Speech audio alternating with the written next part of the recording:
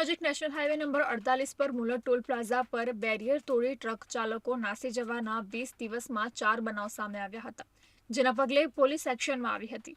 અંકલેશ્વર શહેર B division police મથકના police inspector વીયુ ગડરિયાના માર્ગદર્શન હેઠળ 4 ટ્રકના ચાલકો સામે ગુનો દાખલ કરવામાં આવ્યો હતો. મુલર ટોલ પ્લાઝા પર ઠાકર ધણી લખેલી ટ્રકના ચાલકોની માફિયાગીરી સામે આવી હતી, જેમાં એક મહિલા કર્મચારી બેફામ ટ્રક ચાલકોને રોકવા આવી હતી. જોકે ટ્રક ચાલક બેફામ રીતે ટ્રક હંકારી ફરાર થઈ ગયો હતો. આ સમગ્ર ઘટનાના સીસીટીવી ફૂટેજ પણ સામે આવ્યા હતા. આ મામલામાં અંકલેશ્વર શહેર બી ડિવિઝન પોલીસે સહદોષ માનવ વધના પ્રયાસનો ગુનો દાખલ કર્યો હતો. અંકલેશ્વર શહેર બી ડિવિઝન પોલીસે આ ઘટનામાં 5 ટ્રક ચાલકોની ધરપકડ કરી હતી અને 4 વાહનો જપ્ત કર્યા હતા.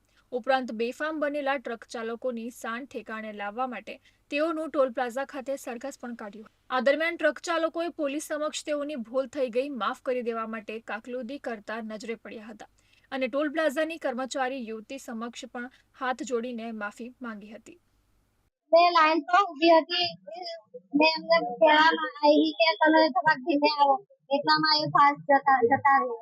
ના એમ વાંધો નહીં, અમે એમને માફ કર્યા. બીજી વાર આવું થવું ન જોઈએ.